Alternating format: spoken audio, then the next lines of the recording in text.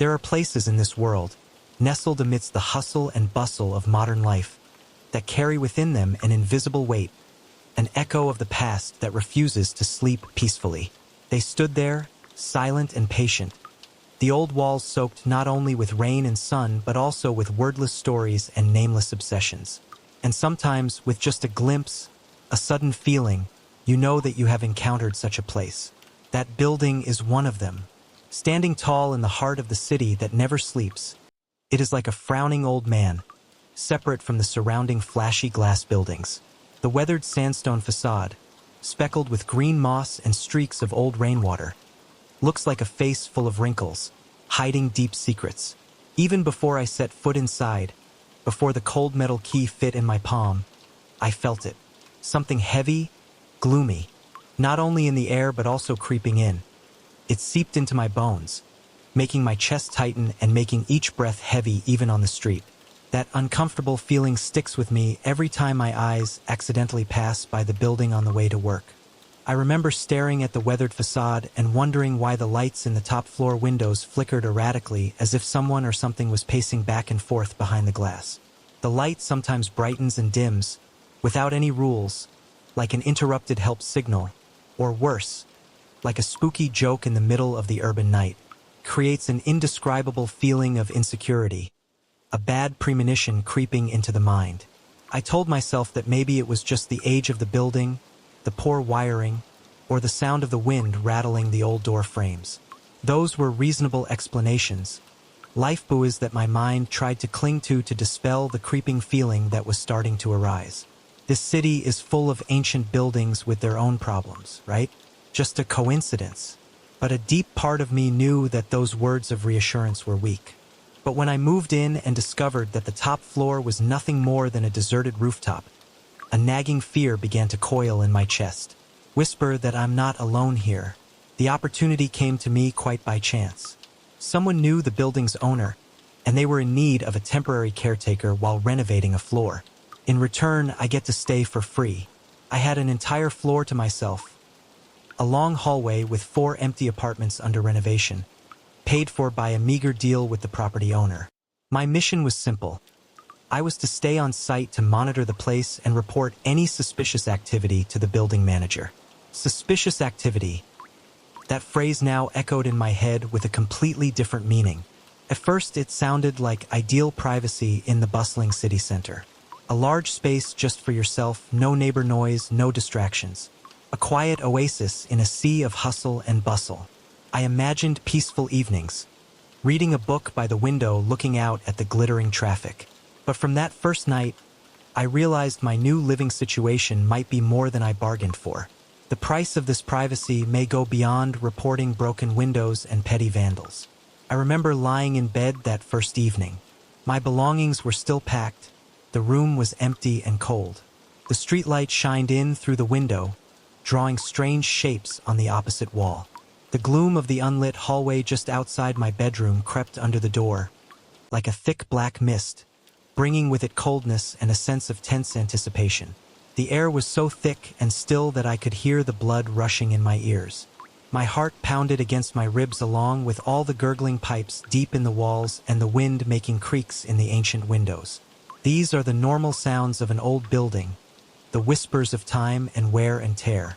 I was mentally prepared for that. I can handle these typical old building sounds. They almost feel comforting, a reminder of the place's history. But then, above me, something more deliberate echoed. It began quietly, almost imperceptible among other trivial noises. But then it became clearer, unmistakable. Slow, methodical steps going from one side of the ceiling to the other. The sound of heavy, steady footsteps. Not the sound of a draft. It's not the sound of pipes making noise. This is the sound of footsteps of a person walking. A chill ran down my spine. There should have been no one there. The top floor is the terrace. Desolate. Empty. That's what people told me. If not in the middle of the night, and certainly not in a place that was supposed to be just an empty rooftop. Who would pace back and forth on an abandoned rooftop at this hour? But the footsteps were unmistakable in their weight and pace.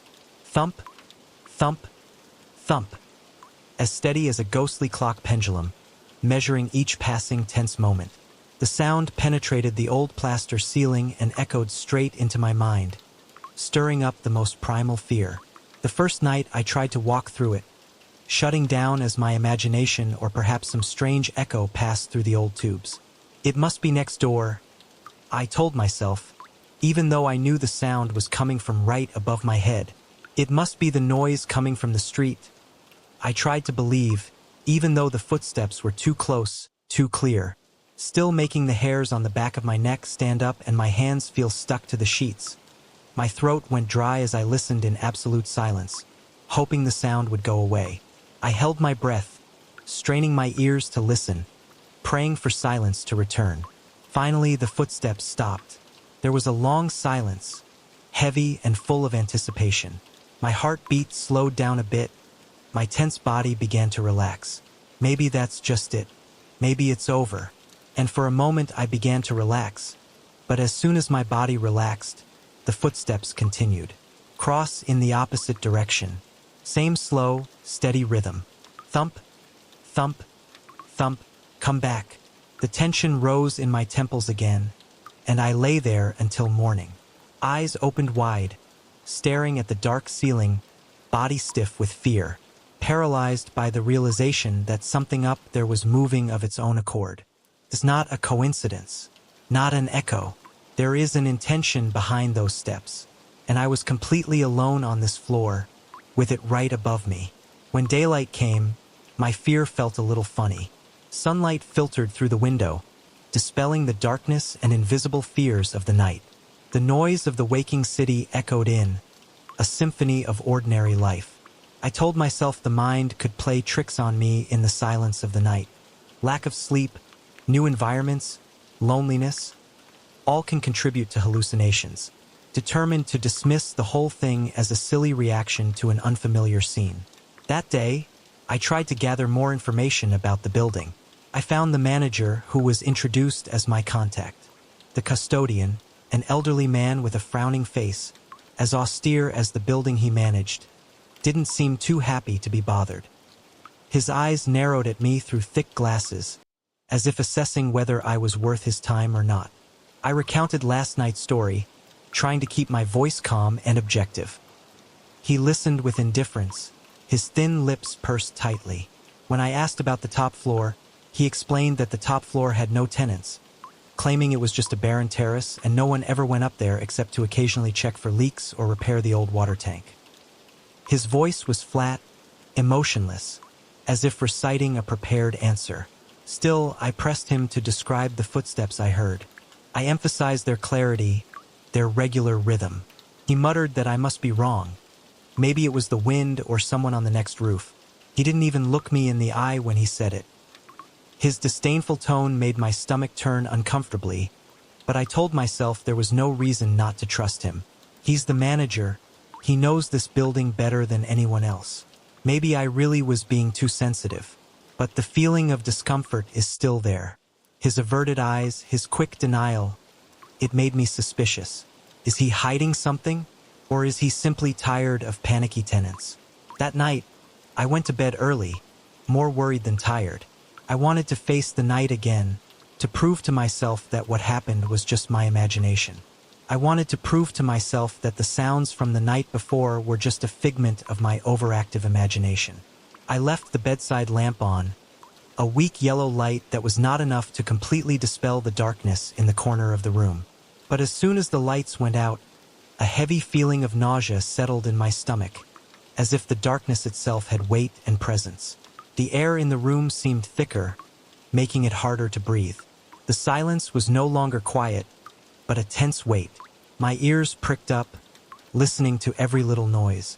The creaking sound of wooden floors, the sound of wind whistling through the door, the sound of my heart pounding in my chest. My heart rate skyrocketed the moment I heard the first faint thud from above. It's here again. This time it started out lighter, more distant, as if probing. But I know that sound well.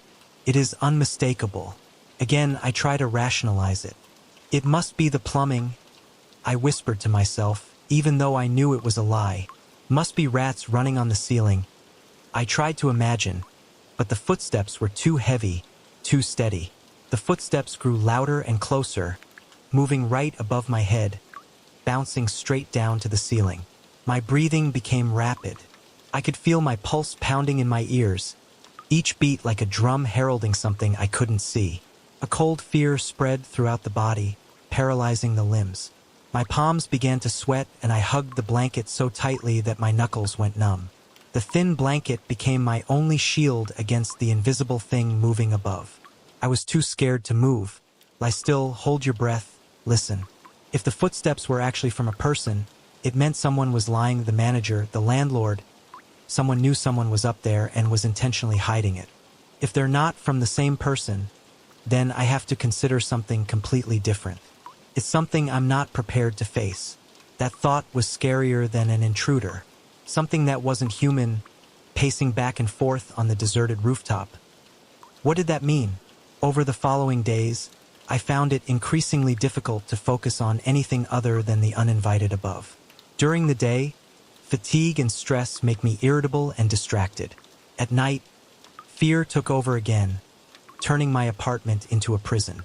Footsteps became the unwanted background music to my life, a constant reminder of the mysterious presence above. I tried to investigate the building's history, looking for any mention of unexplained events or longtime tenants. I spent hours at the local library, leafing through old books and yellowed newspapers, hoping to find a clue, an explanation. But records are very sparse. The building seems to have a quiet past, or perhaps scary stories have been deliberately forgotten or hidden. The caretaker shrugged my inquiry, only repeating that the top floor was off-limits and had been for years. He seemed increasingly annoyed with my questions. No further details were given, and every time I mentioned steps, his eyes averted, as if he feared that admitting my worries would somehow make them come true. His avoidance no longer annoyed me, but it began to frighten me. He knows something, that's for sure. I began to feel an unshakable presence throughout the day, not just at night. Even when the footsteps were silent, the feeling of being watched still lingered. In the hallway, I often feel a slight change in the air behind me, as if someone is standing right over my shoulder. A sudden cold breath, a tingling feeling on the back of my neck. I spun around, my heart clenching in my chest, only to see peeling paint on the walls and burned-out light bulbs overhead. The hallway was empty and silent, but that feeling was still there, hanging in the air. The sound of my own breathing filled my ears, faster with each false alarm. Even when I didn't see anyone there, the lingering feeling of heaviness persisted, as if the hallway itself was vibrating with invisible eyes. The old walls seemed to be watching, the dark windows like empty eyes. My isolation on this floor added to my sense of vulnerability. I'm the only one here, easy prey for whatever is lurking in the shadows. As each week passed, my nights became a battlefield of terrifying sounds and racing thoughts. Sleep becomes a luxury. The footsteps continued above me, sometimes for hours. They become frighteningly familiar, but never less terrifying. If I try to ignore them, they only get louder, more insistent. It was as if they knew I was trying to fight back, and they wanted to assert their existence. Sometimes it feels like a frantic pace. My heart beats violently. My steps are quick and urgent, as if someone is running away or chasing something in the darkness on the rooftop. Other times, they are slow, heavy, dragging, as if carrying the weight of a century. Sometimes I put my hand to my mouth, trying to steady my breathing, as if oblivious to whatever was there that I was listening to. A futile attempt to deceive oneself, to appear calm in the presence of an invisible presence.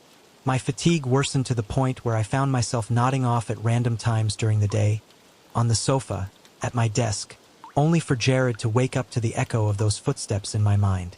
Even in my dreams, I cannot escape them. They haunted me, crept into my subconscious, becoming an inseparable part of my existence in this building. At one point, in an effort to regain my sanity, I decided to go upstairs for the day. I can't live in this vague fear forever. I need to know. I told myself I needed proof, or I would find someone to create some mischief, or confirmation that I was losing my grip on reality.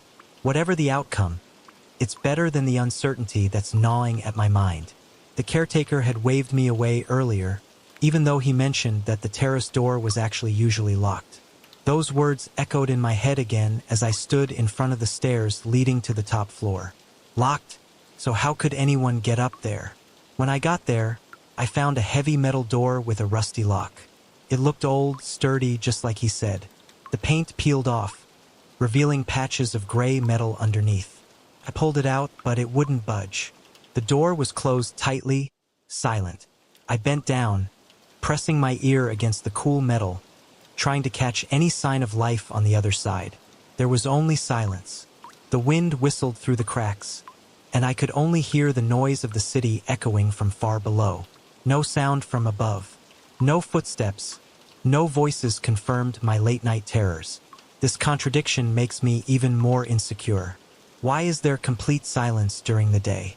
How could I hear loud stomping at night if it was so deserted during the day? That doesn't make sense at all. It just adds to the feeling that something strange, unnatural is going on. Does that thing only work at night? Or did it know I was there and was intentionally silent? My paranoia began to spill over into my daily life. I don't just feel watched in the building anymore. I'm convinced that people in the hallways or on the sidewalks are looking at me strangely, as if they know I'm making light of it, and are either polite or scared to mention it. The look in the mailman's eyes, the nod of the neighbor in the opposite building, all seem to carry a hidden meaning, a pity or morbid curiosity. Maybe they heard the rumors. Perhaps they know about the previous tenants. Even on nights when the footsteps were faint, I felt them stabbing my nerves. Just a light thud, a vague creak from above was enough to make me jump, my heart beating wildly. I found myself shaking uncontrollably. My muscles were constantly coiled, ready to flee at the slightest change in atmosphere. I live in a constant state of tension, like a hunted animal. One evening, as the city lights outside dimmed in a gray drizzle that beat against the windows, creating a dull and monotonous soundtrack, I was startled by a sudden noise above my living room. Not footsteps. This time is different. It was as if something heavy was being dragged across the rooftop. A long, grinding, rustling sound made me shiver. My heart was beating so hard that I could hardly breathe. What is something heavy enough to make such a sound? I stood up, legs shaking, and walked into the hallway, feeling compelled to investigate, even though I know it's stupid. The overhead lights flickered ominously, their faint light flickering in and out, casting eerie dancing shadows on the walls. My breathing grew shallower with each flicker, and my skin became covered in goosebumps. The atmosphere thickened. It felt like the building itself was breathing, the old walls wheezing along with my heartbeat as I tiptoed toward my living room, trying to listen. Only now do the steps begin again. After that dragging sound, they returned. They were faster, as if someone was pacing back and forth in an agitated state. Rushing, disorienting, no longer the scary steady rhythm like before. This is worse. It suggests an emotional presence, perhaps anger or confusion. My mind imagined all sorts of twisted scenarios. Some vagrants living there undetected, or perhaps something much less human was prowling around. And the caregiver's refusal to engage me with questions suddenly became more sinister. Is he hiding something? Did he know about that tramp? Or does he know about something worse? I approached the high window that overlooked part of the structure above. The rain was still falling, drops of water running down the glass, blurring the city lights in the distance. The rain pounded against the glass, my breath blurring the pain as I looked up, trying to see through the rain and darkness. The sky is the Black Sea, illuminated only by the occasional glow of city lights. And then, right at the edge of my vision, I thought I saw movement. Just a moment, a passing shadow. A dark figure passed in front of a small maintenance light on the roof. It was tall and thin, with an unknown shape, but certainly not an illusion caused by the rain. My heart beat strongly. I strangled, my forehead pressed so tightly against the window that I felt cold and clammy. I held my breath, strained my eyes, hoping it would reappear. But the figure did not appear again. It disappeared as quickly as it appeared. Maybe it was never there. Maybe it was just a shadow, a play of light and rain. But I couldn't shake the cold feeling that I had seen something. Something that shouldn't be there. The following hours were the worst so far. After seeing that figure, my fear reached its peak. The footsteps seemed to follow me. They're no longer just in the living room. Every time I change rooms, go to the kitchen to get water, or go to the bathroom, the footsteps move along, echoing right above my head. It was as if it knew where I was and deliberately followed. My bedroom felt claustrophobic, the air thick with fear. I felt difficulty breathing, as if an invisible hand was squeezing my throat. My chest tightened painfully, as if something was squeezing my lungs. I sat on the edge of the bed, trembling, listening to the restless footsteps above. Tried turning the lights on and off, but the overhead light bulb flickered and died. There was a soft pop sound, and the room was completely dark, with only the weak light from the street lamps shining in. Darkness engulfs my space. It's not just the absence of light. It feels heavy, tangible, threatening. My mouth was dry and my fingers were shaking so much that I almost dropped the flashlight I'd grabbed. The narrow beam of light from that tiny device trembled with me, handshakes dancing around every corner of the room. The light swept across furniture, unopened boxes, empty walls. But no matter where I pointed at it, I couldn't shake the impression that something was right behind me, just on the edge of the light, watching, waiting. Yearning for a sense of security, I turned on the TV and turned up the volume, hoping to drown out the incessant pounding above. The sound of fake laughter from a late-night show filled the room. The muffled chatter of the commercials did nothing to calm my nerves. It just added another layer of chaos to the fear boiling inside. After a while, I realized the footsteps had stopped. The sudden silence was almost deafening after hours of torture by sound. I let out a shaky breath, my shoulders slumping with relief. Maybe it went away. Maybe I can finally be at peace. But that relief was short-lived. Just as I started to relax, a deafening stomping sound rang out right above my head, as if something huge had just landed there. A heavy bam sound shook the ceiling. I gasped, tripped over a table, and the impact caused the lamp to fall to the floor with a loud thud. The sound of glass shattering in the darkness. My throat tightened and cold sweat ran down my SP spine. Extreme panic. Adrenaline flooded my veins, causing a dry feeling in my mouth, so intense that my tongue felt like it was stuck to the roof. I stood frozen in the dark. The only sound left was the pounding of my heart and the sound of the rain falling outside. At that time, I was so scared that I didn't dare take the lamp back. I didn't dare bend down, didn't dare take my eyes off the ceiling, afraid that I would miss something, or worse, afraid that something would appear right in front of me. I remembered the terrace caretaker's words about the terrace being locked. If the door is locked, then what's up there? What's on there? The question spun in my head like a top, each spin tightening my fear. How could something so big land on a locked rooftop? Where does it come from? It occurred to me that a lock probably wouldn't stop whatever was causing these footsteps. If it weren't human, then the laws of physics, locked doors, probably wouldn't mean anything to it. My rational mind warded with a growing belief that there was something fundamentally wrong with the building itself. Is haunted, cursed, or just wrong? I hardly slept that night, and when I dozed from exhaustion at dawn, I dreamed of winding corridors and tall shadows looming above me. In these nightmares, the upper floors are an endless labyrinth, and no matter how far I run, the footsteps pull closer. The thud echoes louder and louder, closer and closer, until I feel its cold breath on the back of my neck. I woke up, drenched in sweat, my heart in my throat, only to find my surroundings just as oppressive in reality. The room was still dark, the air was still heavy, and the memory of the stomping sound was still clear. The next morning, I looked like a lifeless corpse. Dark circles under eyes, pale skin, messy hair. The caregiver noticed my haggard appearance the next morning and asked indirectly if I had not slept well. It was still that indifferent tone, but this time, I caught a glimpse of curiosity in his eyes. He suggested that older buildings can sometimes amplify the city's everyday noise. Same old explanations again. I told him I didn't believe it, the footsteps were too real. I tried to keep my voice calm, but my desperation must have been evident. He replied that maybe I should keep my windows closed or play some music to drown out the sound of the wind. He was evasive again. My teeth clenched in frustration. I know he is avoiding the truth. He knows more than he says. Why doesn't he admit it? What is he afraid of? That evening, exhausted and almost mentally exhausted, I resolved to confront whatever was upstairs. I can't live like this anymore. Fear is destroying me. I need to know the truth, no matter how scary it is.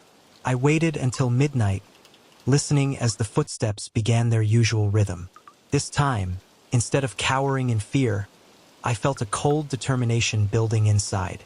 I could feel the blood pounding in my ears as I mustered the courage to walk back through the terrace door. This time, I didn't go empty-handed. With the tools I borrowed, or rather stole, from the maintenance closet hidden in a corner of the downstairs hallway. A simple lock-picking kit. I reasoned that if I could unlock it, I would discover the truth, even if it scared the crap out of me. Either it's an intruder or nothing and I'm really going crazy, or something else. I climbed to the top one last step at a time, each step echoing on the empty metal stairs, and the echoes seemed to taunt me. They seemed to be whispering, "Do you dare? Do you really want to know?" My flashlight shook in my hand, illuminating the chipped paint of the stairs, strange shapes dancing on the walls. When I reached the terrace door, I fumbled with the lock. It felt like it had been a long time. My hands trembled and were clumsy. My palms were sweaty, and finally the tools slid into my hands, rattling against metal in the silence. I held my breath, focusing on unlocking, trying to ignore the footsteps still echoing from the other side of the door. The lock clicked, a small, dry clicking sound. It's open. My stomach turned as I realized I was about to face what was haunting me. Here it is. Moment of truth. I pulled the heavy metal door open. It squeaked in protest. A cold night wind rushed in, carrying the smell of wet concrete and something else. A musty smell that reminded me of old basements and rotting spaces. A smell of oblivion, of decomposition. My heart jumped into my throat. I walked out onto the terrace. The flashlight swept a shaky arc. The entire space is empty, just like the manager said. A large concrete surface wet after the rain. Rainwater pulled into the corners, reflecting the ghostly glow of distant city lights. The night sky was still dark, clouds swirling. I swung the flashlight around, looking for any sign of movement. There were only quiet puddles, low walls surrounding the edge of the terrace, and a few rusted vent pipes. The howling wind whipped my face and reminded me of how exposed I was here, at the top of the building, all alone. Were my eyes drifting towards the far edge of the terrace, half expecting some figure to appear, the one I had seen from the window? But there was only a deserted stretch of cracked floor, near a small service door leading to the water tank. Nothing. Absolutely nothing. A strange feeling of disappointment mixed with fleeting relief. Maybe I was wrong. Maybe there really isn't anyone. And then I heard shuffling footsteps. Very light. So light that I almost missed my breath. Unlike the heavy footsteps I usually hear from my room. This sound is more subtle, almost stealthy. It came from the service door. My breath caught, and I inched forward, trying to move quietly on the wet concrete. As I approached, the footsteps seemed to be retreating, always keeping a distance, leading me around the corner of the half wall that shielded the water tank pipes. Is he playing a cat and mouse game with me? My heartbeat was pounding and my fingers ached from clutching the flashlight. I stopped at the corner of the wall, took a deep breath, and prepared myself. I scanned the beam in front of me, fully expecting to see an intruder or a presence of some kind. But there was no one there. There were only rusty pipes, a damp concrete wall, and darkness. I stood alone in the wind, my chest shaking, the pain behind my eyes from trying to see through the darkness. Silence returned, only the howling wind and the sound of my pounding heart. Then I heard a sudden creaking sound right behind me, very close, like the sound of shoes dragging on the floor. A dry, rustling sound. I turned around, so quickly that I almost slipped on the slippery concrete. The flashlight only illuminated the swirling dust and the tiny rain blowing in the wind. Nothing, no signs of life. but the air seemed charged with electricity, crackling with a silent malice. I feel it, an invisible, heavy, hostile presence. It was right there, right in front of me, even though I couldn't see it. My heart beat so fiercely that it hurt. I don't know what else to do but run away. The survival instinct arose, overwhelming all rational thoughts. I turned around and sprinted back to the door. My every step echoed on the wet concrete, the sound of my own panic now blending into the spooky atmosphere of the rooftop. My lungs burned as I reached the stairs, and I yanked the door shut behind me, not bothering to lock it. Fumbling with the broken lock, I rushed down the stairs, not caring about the noise I made. The building's hallways seemed narrower than ever, the walls closing in on me as I stumbled back to my apartment. The darkness seemed to reach out and grab me. In that moment, I realized with horrifying clarity that the footsteps probably did not belong to any living person at all. What I felt on the rooftop, that wasn't human. Something invisible was wandering on that empty terrace, untethered by locked doors and rational explanations. I plopped down on the couch, struggling to breathe, every muscle in my body shaking. My apartment no longer felt like a safe haven. It's just another cage, and that thing is still right above. Part of me wants to pack up my things and never look back. Run away from this place, from this city, never look back. Another part was driven by a strange passion to stay. The morbid curiosity is still there. There was a morbid curiosity about what lay above, a burning need to understand, to prove that I wasn't crazy. But fear won. My sanity is more important. As dawn broke through the window in a weak, gray light, I made my decision. I can't keep guarding this place anymore, especially if it means I'm slowly losing my mind. I cannot endure another night of this horror. Before the sun fully rose, I started packing my things, hastily, clumsily, stuffing clothes and books into the bag.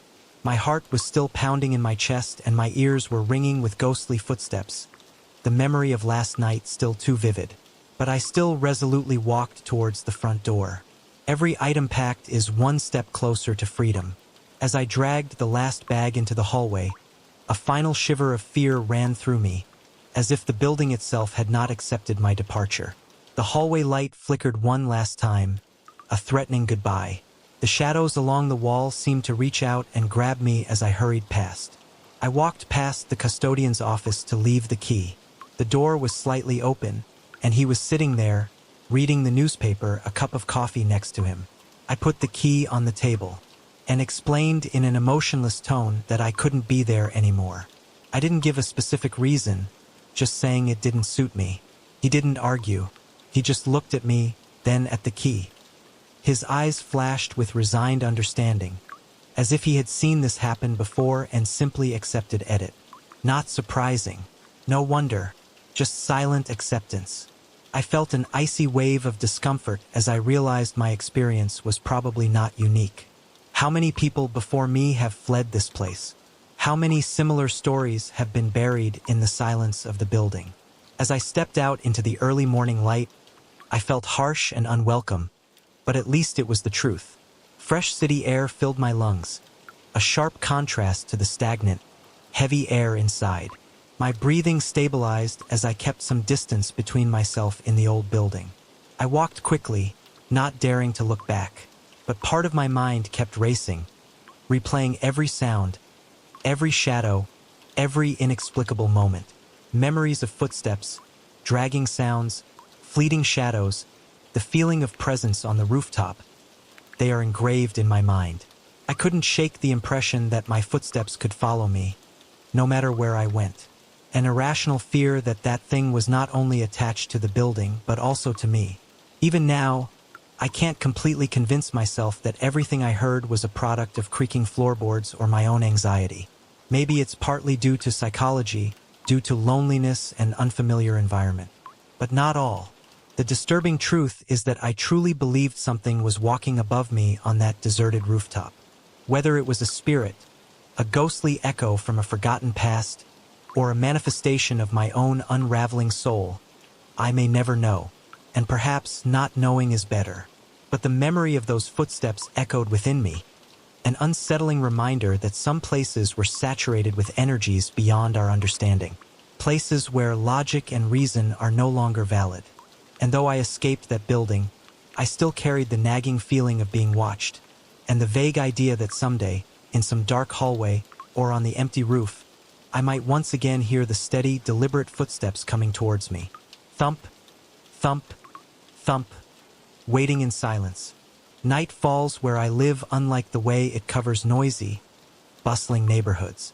At the end of this narrow and isolated alley, the darkness seemed thicker, quieter, carrying a tangible weight.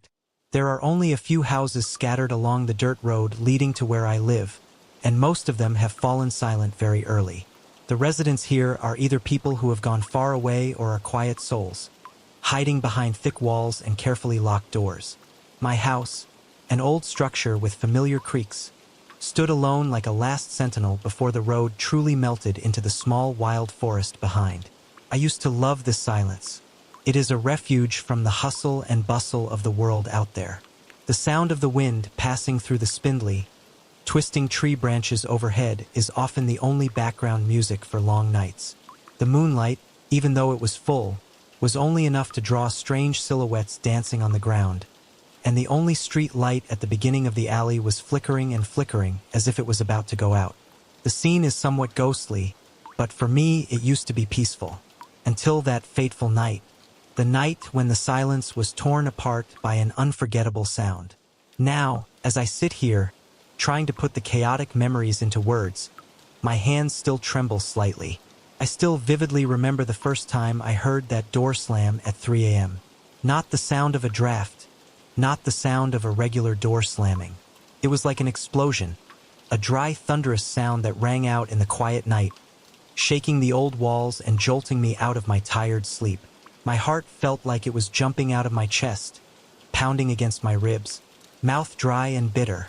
The first reflex was to jump up, eyes straining to look into the darkness in the bedroom.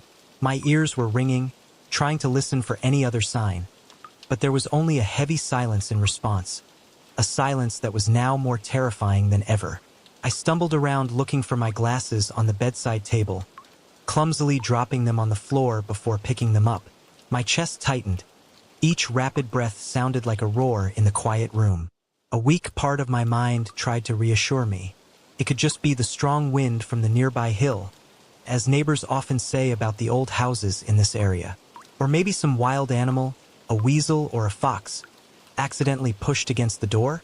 Reasonable explanations flashed through my mind, but they were faint and unconvincing. The moment my bare feet touched the cold wooden floor, a rush of cold air ran down my spine.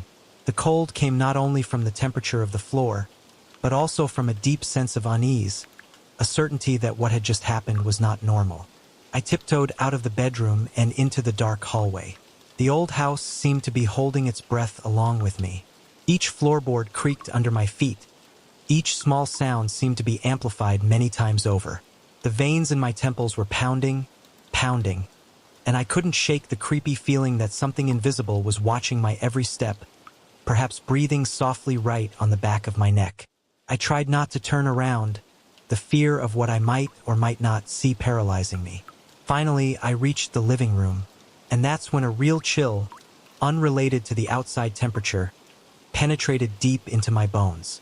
The front door, the door I clearly remember locking the inside and outside latches before I got into bed, was wide open. Not just open, but completely open, like an invitation into the deep darkness outside. A night wind suddenly rushed in, carrying the strong smell of damp soil and rotting leaves from the small forest behind. The cold wind swept across my skin, making me shiver. I stood frozen in place, my eyes glued to the black space beyond the threshold. The street was deserted and eerily silent. The yellow, flickering street lights in the distance were the only movement. But I couldn't shake the strong feeling that I was being watched, that there were eyes hiding in the darkness, watching me. Panic rose. I rushed forward and slammed the door with all my might. The sound of wood hitting the door frame sounded dry. I hastily set the inside latch, then checked the outside lock 3 times. My trembling fingers had difficulty inserting the key into the lock. My heart is still beating wildly in my chest. That still wasn't reassuring enough. I looked around the living room, looking for something to reinforce it. I dragged the heavy armchair, tucking the back of the chair tightly under the doorknob. A weak, temporary measure, but it was all I could think of in my panic. I forced myself back into bed, my mind racing with unanswered questions. There must be some reasonable explanation. Maybe I forgot to lock the door? Maybe the door latch is loose? But deep inside, I know that's not true. Sleep that night never came. I lay awake, listening to every little noise of the house, waiting for dawn with a vague fear. The next morning, exhaustion was evident on my face. Dark circles under the eyes and heavy shoulders. I tried to live as usual, making coffee, reading the newspaper, but my mind kept returning to last night's events. While I was sweeping dry leaves in the yard, the only neighbor who came around often, Mr. Miller, walked by. He is an older man who lives in the house at the end of the alley, who has been here longer than anyone else. "Good morning," he said, his voice low, but his eyes did not stop at my face but scanned the house with a strange scrutiny. "Was it windy last night? Did you hear any strange noises?" My heart sank. Yes, a little," I admitted, trying to keep my voice neutral. It seemed like there was a rather strong sound of the door slamming. I hesitated, not wanting to go into detail about the door opening on its own. I was afraid he would think I was paranoid, or worse, afraid he knew something I didn't. Mr. Miller shrugged, the wrinkles on his forehead deepening. "Well, the old houses here are like that. The wind blowing down from the hill is very strong. Sometimes it shakes the door. Just make sure you lock it carefully." I nodded nervously, mumbling agreement. "Yes, I will pay more attention." But Mr. Miller's explanation did not reassure me at all. The way the door swung open, the feeling of being watched. It didn't feel like it was caused by the wind. The second night came and brought with it an even greater fear. I am determined not to let that happen again. I searched in the old warehouse and found a rusty iron chain and a few old locks. I also found some scrap wood. It felt ridiculous and somewhat crazy when I started the job of reinforcing the door.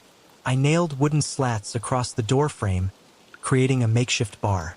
Then I threaded the chain through the doorknob and hooked it to a large nail driven deep into the wall, locking it with 2 old locks. Sweat beaded on my forehead, even though the night air had begun to cool. My breath caught in my chest every time the sound of a hammer hitting would echoed in the silence. I hate this feeling of despair, feeling like I'm turning the house into a prison, locking myself inside. But the memory of the door opening wide at 3 a.m. is still too haunting. When I finished, the door looked odd, more like the entrance to a secret cellar than the front door of a normal house. But at least I feel a little safer. I told myself that no wind, no animal, not even a thief could get past this defense. I ate dinner in silence, trying to watch a bland TV show to distract myself from the worries bubbling inside me. Finally, exhausted and stressed, I fell asleep on the living room couch, not daring to return to the bedroom. I wanted to be close to the door so I could react immediately if anything happened. Sleep was restless, full of vague nightmares. The hours passed slowly. The silence of the night reigned again, but this time it carried an underlying menace. At some point, I felt a change. The house became noticeably colder. Not the usual cold of the night, but a bitter cold that penetrated deep into my skin, causing my muscles to unconsciously stiffen. And then, exactly at 3 a.m., that sound rang out again. There was an earth-shattering bam, even louder than the night before. This time, it wasn't just the sound of a door slamming. It was like a powerful force had hit the door. The impact shook the living room wall, so strong that I almost fell off the couch. The painting hanging on the wall tilted completely. It felt like all the air was being squeezed out of my lungs, and my heart seemed to stop beating for a second before plummeting to my stomach. I sat up, my eyes widened, and I looked towards the door in the dim darkness. Unbelievable thing happened. The wooden slats I nailed were broken, splinters scattered across the floor. The iron chain lay sprawled on the ground. The 2 locks were still intact but useless. Every layer of defense I had put up had been completely destroyed. and the door opened wide again, inviting darkness to enter. For a long moment, I just sat there, staring into the black void outside, paralyzed with terror. Every hair on my arms and the back of my neck stood up. An ice-cold wave of fear enveloped me, squeezing my chest. Outside, the darkness responded to my gaze with an oppressive, empty silence. Not a single person, not a single animal, not a single sign of life. But the feeling of an invisible, malevolent presence became stronger than ever. It was right there, right outside the door, or perhaps already inside. The air in the room seemed thick, heavy with an evil energy. My legs were shaking. My skin was clammy with cold sweat. My breathing became shallow and rapid. I feel nauseous. I have to do something. I can't just sit here forever. With a superhuman effort, I forced myself to stand up, my legs feeling like lead. Step by step, I walked towards the open door. Every step is a struggle with fear gnawing away from inside. As I approached, I slammed the door again, but this time, the action was filled with desperation and futility. I reinstalled the only remaining latch, my hands shaking uncontrollably. The bitter and metallic taste of fear filled my mouth. I didn't go back to the couch. I sat down on the cold floor, my back against the wall, my eyes never leaving the door, trying to rationalize the absurdity until the first faint rays of dawn crept through the window, bringing with it a false sense of relief. After that horrible second night, I knew I couldn't continue to ignore this. I need proof. Not to convince others, the thought of having to explain this to someone makes me shudder. But to convince myself, to find some pattern, some clue. Maybe if I recorded it, I could hear the wind, the house structure creaking, or something more tangible than this anonymous fear.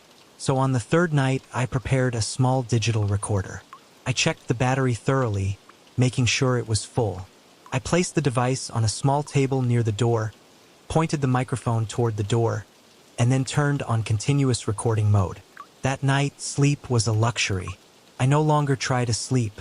I sat on the bench, tense as a guitar string.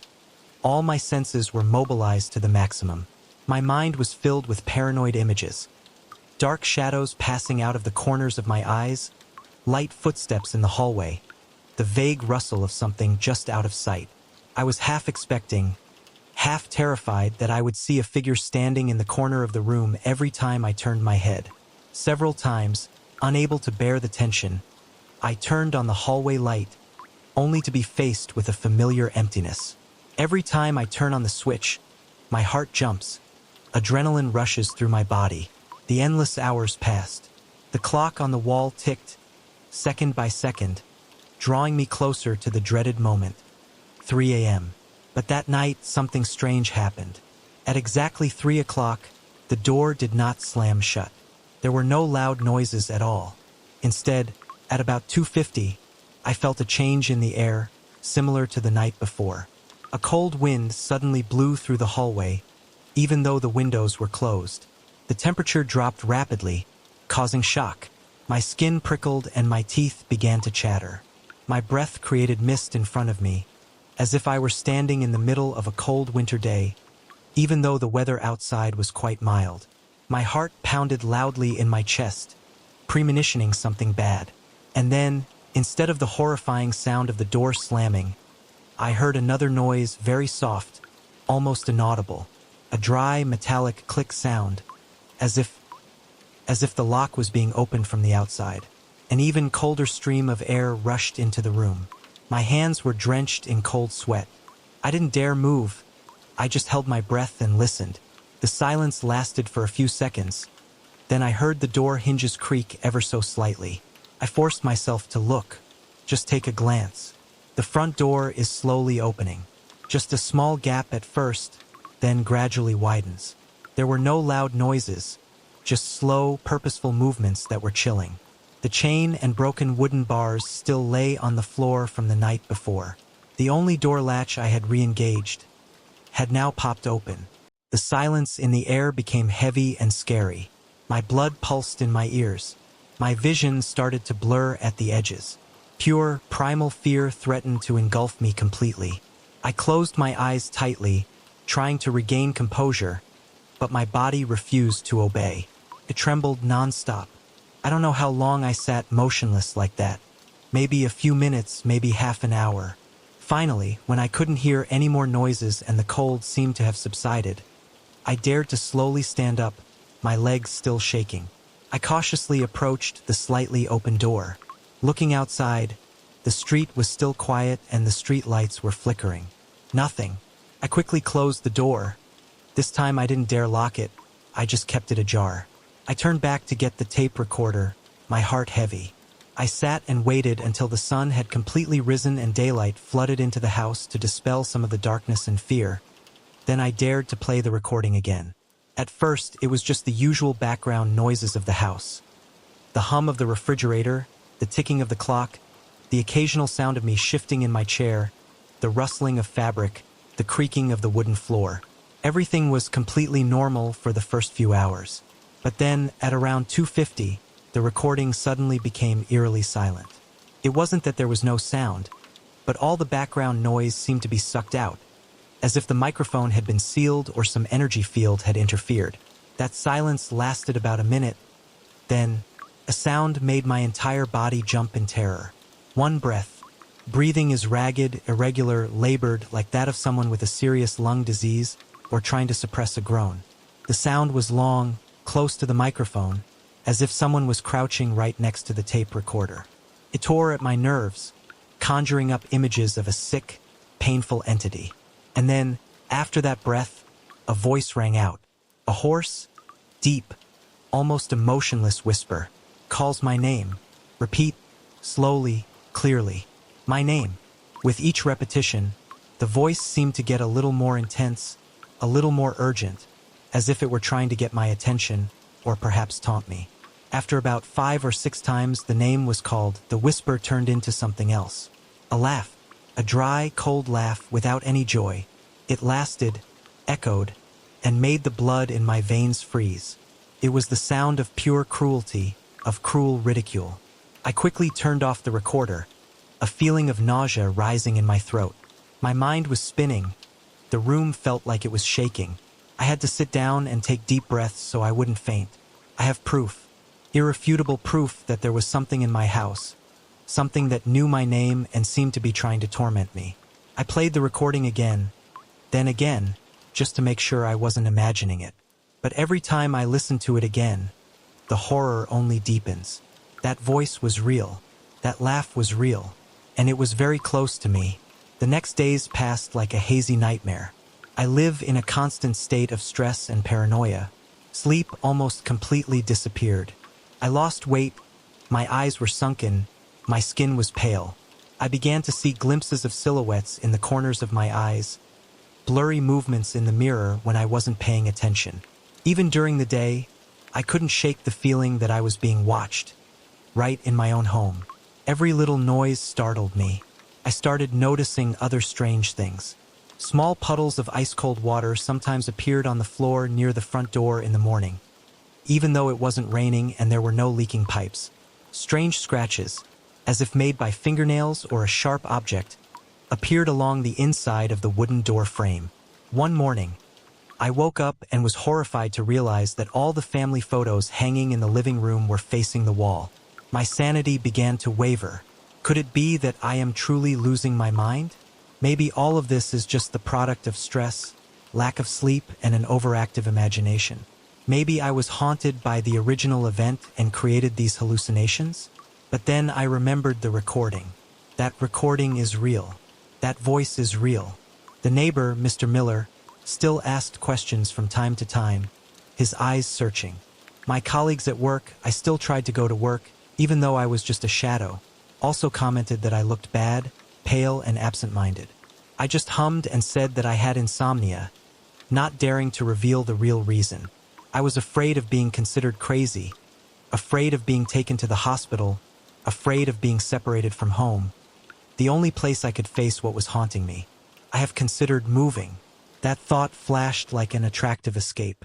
Pack your things. Leave this place. Start again somewhere else. A place filled with light and life. But something stopped me. A strange feeling of unease. A deep suspicion that this thing wouldn't let me go so easily. It seemed to have a personal connection to me, not just to the house. Will it follow me? Would running away make him angrier, more determined? No, I can't run away. I have to stay. I have to face it, whatever the outcome. That night, I made a bold or perhaps reckless decision. I won't reinforce the door anymore. I won't hide. I'll sit in the living room, turn off all the lights, and wait. I want to see it, or at least feel it more clearly. If it wants something, I'll be here. I dismantled what was left of the makeshift defense. Only the normal wooden door with a simple latch remained. I pulled the couch out into the middle of the living room, facing the front door. I turned off all the lights, leaving only the weak yellow light from the street lamp outside shining through the window. Then I sat down, trying to calm my racing heart. The night passed slowly to the point of torture. Every second seemed to last centuries. The silence in the house became heavy and oppressive. All my senses were heightened. I heard the steady ticking of an old grandfather clock in the corner of the room, the sound of the refrigerator screeching in the kitchen. The wind whispers through the eaves, sometimes sounding like people talking in the distance. My arms had goosebumps constantly. My throat was dry even though I had drunk half a bottle of water. I sat there waiting. Fear and determination tugged in my heart. Part of me wanted to give up, run back to my bedroom and lock the door. But another part, a stronger part, holds me back. I must know. Finally, the clock hands inched closer to 3 a.m. As an immutable rule, the air in the room began to cool again. The familiar coldness crept into every fiber of my flesh. The light on the ceiling, even though it was turned off, suddenly flickered weakly a few times as if an electric current was flickering through it. Through the living room window, I caught a glimpse of a faint shape, a distortion in the air, passing outside. Just for a moment, then gone. My spine stiffens. I gripped the armrest of my chair so tightly that my knuckles turned white and ached. I tried to calm my breathing, but panic began to rise, tearing at my chest. And then, I heard the familiar metallic click sound, the sound of the door latch turning. It was as if someone was using a key to open the door from the outside, even though I knew for sure that the lock was still intact. The door slowly turned inward. This time, it moved more slowly than usual, almost leisurely, with purpose. The gap became wider and wider, revealing the silent and dark road behind. I held my breath. My heart pounded wildly, my eyes glued to the space that was gradually appearing. There was no one standing there. There were no flesh and blood intruders. There is only darkness and cold. But the feeling of being observed became more intense than ever. It was as if hundreds of invisible eyes were staring at me from the doorway. I forced myself to stand up, even though my weak legs felt like they were about to collapse. Fighting every instinct that was screaming at me to run away, I slowly walked towards the open door. Cold sweat ran down my spine, soaking the t-shirt I was wearing. When I reached the threshold, the cold became even more intense, as if I had just entered an ice cellar. My breath created ghostly white clouds in front of me. I stood there, on the boundary between my house and the mysterious darkness outside. In that moment of extreme tension, I did something that I would not understand later. I whispered into the cold void, "What do you want?" There was no reply. There was only silence and cold. But then, a faint whisper, almost inaudible, passed my ears, called my name again.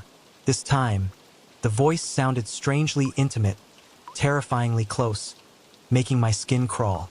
Just then, I felt something touch my cheek, a touch as light as a feather, but cold as ice. My stomach churned with fear and disgust. I staggered back, almost falling backwards. I turned my head around, trying to see what had touched me. Something flashed at the edge of my vision, a shadow moving quickly in the corner of the room. But when I looked straight at it, only darkness and familiar objects remained. And then, the door in front of me, without any hands touching it, began to slowly close. The hinges creaked softly. The door latch automatically clicks into place with a small click. Silence returned. The cold also gradually disappeared. I stood there, panting, my heart beating like a war drum, trying to understand what had just happened.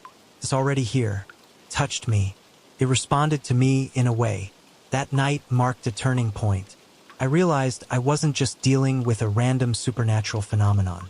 This thing was conscious, methodical, and it seemed to be focusing on me. It doesn't just want to scare. It wants to interact. It wants to penetrate my life, my mind. In the following weeks, the harassment did not stop, but it changed form. The door no longer slams or opens dramatically on its own.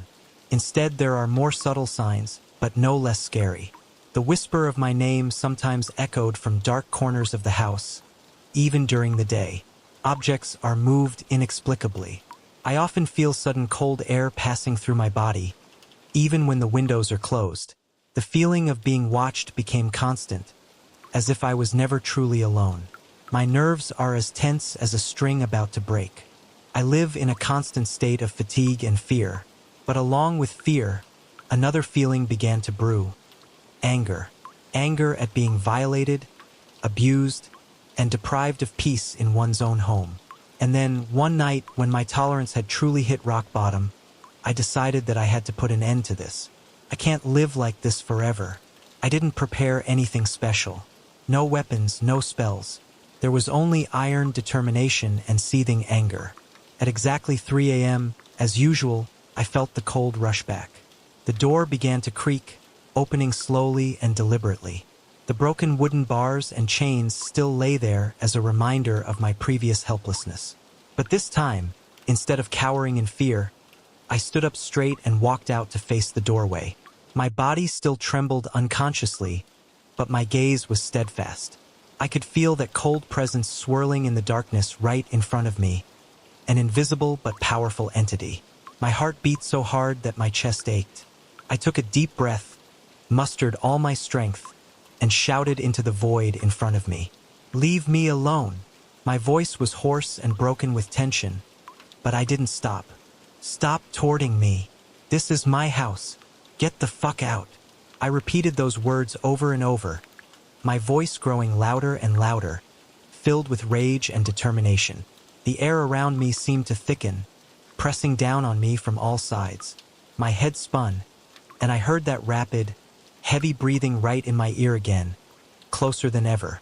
For a moment, I was afraid that I would break down, that this confrontation was useless, even dangerous.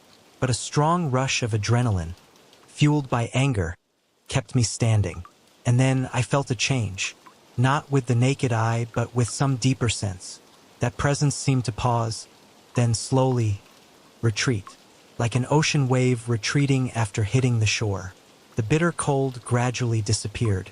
In the sudden silence that followed my scream, the door in front of me slowly closed gently, almost shyly. The sound of the latch being clicked into place echoed softly. The house became quiet again, but this time that silence no longer felt oppressively threatening. It's like a calm after the storm. I stood there for a long moment, panting, my body still shaking, but a strange feeling of relief began to spread. Have I succeeded? Have I really chased it away? Or is this just a pause? I'm not sure. I stayed awake that night, sitting in the chair, listening, waiting. But nothing happened anymore. In the weeks and months that followed, the nightly intrusions decreased significantly. Most nights, the door remains closed.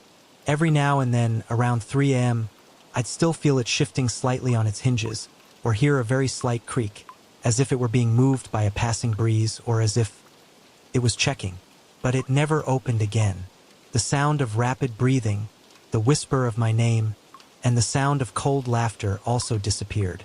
It was as if the presence had acknowledged my confrontation, had respected the line I had drawn with my scream of desperation and anger, and had decided to retreat, at least for the time being. But I never really felt completely free. Fear is deeply ingrained in the subconscious. I still only sleep a few hours a night, still startled by the smallest noises. Every time the clock approaches 3 a.m., my skin still automatically prickles with anticipation. Even though the door is still tightly closed, locked by my trembling determination. I know something is still left. An echo, a trace of whatever once passed through that threshold. I have a feeling it's still somewhere nearby, in the darkness out there, or perhaps right inside these old walls, waiting patiently. waiting to see if my courage really lasts or not, waiting for my moment of weakness. Sometimes I still consider leaving, sell this house, move somewhere brighter and more crowded. But then I hesitated. There's a part of me that feels like I have a responsibility to stay, to guard this place, to face whatever might come back. Perhaps, somehow, I had become the reluctant gatekeeper at the end of this lonely alley, locked in a silent confrontation with a force I could not understand. Occasionally, on quiet nights, I still hear faint echoes in the walls, a distant, inarticulate whisper, an inexplicable rustling noise, or sometimes, a vague sound that could be a suppressed giggle. My chest tightens every time that happens. I wonder if the next moment will bring the door swinging open, a blast of cold air, and that voice whispering my name again. The feeling of being watched never really went away completely. Even now, as I sit here telling this story, my eyes still involuntarily glance toward the front door. A familiar chill ran down my spine. Is it just an echo of fear? Is it my imagination? Or was there really something standing on the other side, right behind that thin layer of wood, patiently waiting, watching to see if I would ever falter? That question kept hanging in the air, causing me to never have true peace. Maybe I could have chased it away, or maybe it was just giving me a moment of silence, enough for me to doubt my own awareness and sanity, enough for me to let my guard down. I'm still here in this house, at the end of a narrow alley, living with uncertainty, with long silent nights and the constant fear of what might happen when the clock once again strikes 3 a.m. I don't know what the future will hold, but there is one thing I know for sure. I will not be defeated. Whatever lurks in the darkness out there, it knows that I'm still here. Stand guard. Wait, determined to face any horror that dares to pry open that door again. My fight, perhaps, is not over yet.